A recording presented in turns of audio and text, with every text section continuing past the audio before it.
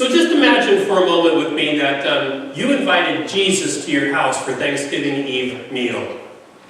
And this is a big deal, because Jesus is a big deal, right? And you want to make sure that there are going to be people at this dinner party that you know they probably don't connect with Jesus a whole lot, and you want to make sure that they're there. And so besides your family, maybe you invite the police chief from the city, or maybe the mayor of the town, maybe your pastor, all so that they can go and have a chance to be with Jesus and spend some time. But then Jesus comes and he wrecks everything. He wrecks everything. The first thing he does is he rips into the people who want to sit near him at the dinner table. He tells them that they should probably go sit with the kids at the children's table in the kitchen. And then he lays into you and he says, how did you invite these people? Why didn't you go down to the rescue mission, invite people there who would not have otherwise the opportunity to repay you? And you say to yourself, it's the last time I invite Jesus over for Thanksgiving. So that's not so far from the scenario that Luke tells us in the 14th chapter of his gospel. Jesus just sort of offends everybody in this gospel passage. He goes after the host, he goes after the guests. And in first century Palestine, where things like honor and shame are a really big deal, chances are most people left that dinner that evening not feeling like they had been honored, but probably with that element of shame. Let me set the stage for this passage. What we didn't read was verses 1 through 6. And Jesus is invited to a Pharisee's house for a Sabbath meal. Now, it says that all eyes were upon him. You got to believe this is a setup. They're wondering, what is this itinerant preacher, this self-proclaimed Messiah and miracle worker? What is he going to do next? So they're watching him really, really, really careful. And there's this guy at the dinner party, and he has a disease, edema. If you know about edema, it's a swelling of different organs in your body because of disease, and it's painful, really painful, and it causes tremendous exhaustion. And you got to wonder, who invited this guy with this disease to this meal? And Jesus is frustrated because he's probably whining, he's probably crying out for help, and nobody seems to be paying attention. Jesus has compassion for this guy, and he's angry at the Pharisees because they don't think it's right that he should be healed on the Sabbath. And so that's the setting. Jesus is in a bad mood from the very beginning, and he's really not caring who he offends in this story. You may have been raised with this notion that Jesus is meek and mild. You may have in your mind's eye a picture of Jesus holding little lambs. Maybe you've prayed that you would have the character of Jesus, which in your mind means that you're nice and helpful to other people. It's not necessarily Jesus. Jesus comes on strong sometimes. Jesus has an edge. He gets perturbed. Every time Jesus sees something that is opposite of the way that he thinks the kingdom of God is supposed to operate, he's not afraid of upsetting people. There's another story in the Bible where Jesus gets angry at people. You probably know this story. We call it the cleansing of the temple. All four gospel writers tell this story. So that tells you this is a big deal. Jesus goes into Jerusalem. He goes to the temple. And he ends up turning over the tables of the money changers. Now, the money changers were there because they had to exchange foreign currency for temple currency so that people could purchase animals in which to sacrifice in the temple. And they probably are making a profit. But that's not why Jesus gets angry. It's not why he turns over the tables. It's not why he uses a whip to drive them out. Why is this important? Because they set up their table in the outer courtyard. The outer courtyard is where the foreigners and women can go. Only Jewish men can go into the inner courtyard. And only Jewish men who are priests can actually go into the temple. And so Jesus becomes angry because you see, in his perspective, the kingdom of God is open to everybody. To women and foreigners and lepers and poor people and those with edema. The kingdom of God is for everyone. And to heck with anyone who gets in the way of allowing all access to God's grace. Because, and this is the big point, because the one who is left out matters to God. It's sort of human nature to leave people out, isn't it? I mean to say, our history as human beings is to classify and categorize and group people and to place certain individuals into second class or maybe even third class status. Lately I have been reading a lot about the history of cultures as it applies to the way that men and women have related to one another, the roles that they have played, the status that they have been given. And what I know I'm going to say right now is probably not earth-shattering. The reality is that women, by and large, have been given a raw deal. There isn't a single culture, not European, not Asian, not Latin American, not African, certainly not North American, where the history of women hasn't been denigrated to the role of something less than desirable, and in the meanwhile have lifted the role of men to that of superiority. In almost every ancient cultures extending to the present day, women have been seen as liability, as property, or as objects of sexual gratification. The whole notion that women are equal, that they can vote, that they can hold jobs that men have characteristically held, is a rather late in history discovery that's still not globally recognized. I understand that the social customs of this world favor a man over a woman. And maybe Jesus has something to say to me, a man, about how women matter greatly to God. Or what about skin color? So listening to National Public Radio this past week, they said that when the Civil War of the United States began, 1 out of 7 citizens, which were only men, they were only counted in the census, 1 out of 7 were slaveholders. Last weekend I attended a seminar where the speaker talked about the unspoken sin of our nation, and that is of slavery.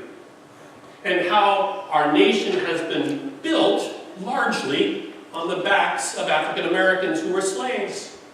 And how we have yet come to an understanding of how to bridge the divide between black and white. Now the truth of the matter is, I used to hear that and say, not my fight. Our family is from Germany. That wasn't our issue as a people. But then, dang it, my brother, who was our family genealogist, discovered that our great-great-great-grandfather on my father's side, during the Revolutionary period, registered in the state of New York a census indicating that he owned 2 slaves. Changed my perspective entirely. And of course you know that African Americans who were slaves in that period of time were considered to be 3/5 of human being. They didn't even equal one white person. And maybe further to the point, when my sons were growing up and taking driver's ed classes, here is my words of encouragement to them. Please bring the car back in the same condition in which you take it.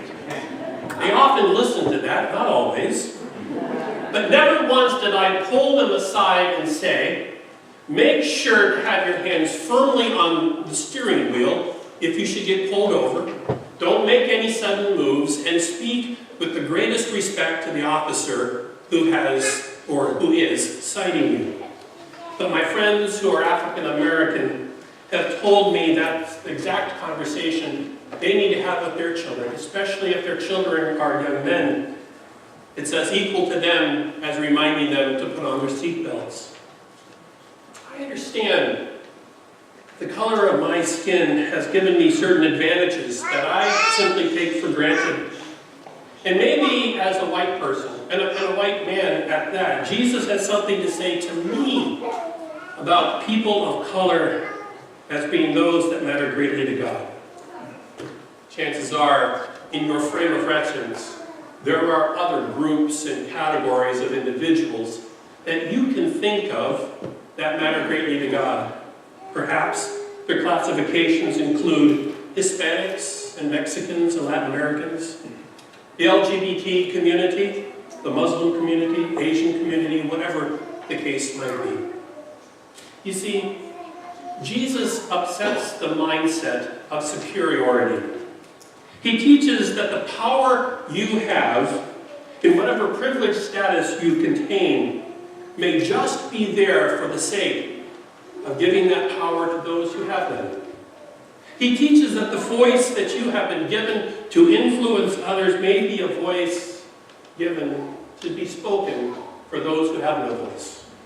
He teaches that the capital that you have is valuable in God's kingdom only to the extent at which you're willing to give away for the benefit of those who have no capital. I know, that sounds radical. And you might be thinking to yourself, is there a pastor becoming a socialist or a communist or some other political persuasion? I don't know. But what I do know is this. You see, the good news of Jesus Christ is not good news for everyone if it's not good news for anyone. So I want to close with a story that I recently heard. It's a story about how one person who gave away power literally changed the life of another individual. I've heard this story on the radio. Every Saturday morning on NPR, they run a segment called StoryCorps. These stories are first-person stories revealing the details of people's lives that are told in a very emotional way. And oftentimes when I hear these stories, I have to wipe the tears from my eyes. So a couple of weeks ago, a young veteran of the armed services who served in wars in Afghanistan by the name of Joe Cerna spoke about having trouble adjusting to life back in the United States. He had violated his probation on DUI charges, and he was sentenced to a night in jail at Fayetteville, North Carolina. Now, a night in jail doesn't sound like a death sentence, does it? But for Joe, it was very, very serious. Because a night in jail, he knew, would bring back memories of things that took place in the war. Specifically, an incident that was horrific. In Afghanistan, Joe was traveling with 3 other buddies in his group, and their Humvee was turned over and sent into a river. And Joe and the 3 others sat in their Humvee strapped in with no ability to get out as the water went up from their ankles to their knees to their chest and finally to their chin. And Joe worked hard at keeping his head above water level, but he could hear the gasps of at least the comrade sitting next to him, his partner in work, who was struggling to gasp for air and finally no longer gasped. Joe was the lone survivor. And so, locked in a cell, confined to a space without any window, and having access to a door that he could not open, Joe Cerna said that he began to relive the nightmare of that event in that jail cell. But then something happened. He heard the door rattle behind him, and in walked Lou Oliveira. Lou was the judge who sentenced Joe Cerna to that night in jail. You see, Judge Oliveira had done his homework and had learned a little bit about Joe's past, specifically his past and career in the military. And he knew that this single night in jail had the potential of inflicting great danger and harm into Joe's life. And so Judge Lou Oliveira pulled some strings and spent the night in jail with Joe. Joe and the judge talked all night long. But Joe would tell you it wasn't anything they talked about that mattered. What mattered was the compassion of a man in power who used that power to bring compassionate care to somebody in great need. The judge. He was compelled to do his job in sentencing a criminal, but then he gave of himself, giving up hope, giving away hope to somebody who mattered to God. In one way or another, you have power. In one way or another, you have the ability, the potential, and the opportunity to give that power away to somebody who matters to God. Who you invite to your table is predicated upon how you understand who invited you to his table. Our God is a giveaway God. Jesus, the Son of God, the Alpha, the Omega, the one responsible for all of creation, the one who will trumpet the final call, bringing an end to all things. This God has given you everything and invited you to his table. And at his table, Jesus is both host and he is also meal. And so the question is, how will you live your life? Will you take and hoard and keep, or will you give? The invitation is to give to others and to live the giveaway life. And in doing so, know it's the only way to live. Amen. The peace of the Lord be with you always. I invite you to rise and share the peace of Christ with those who are near you.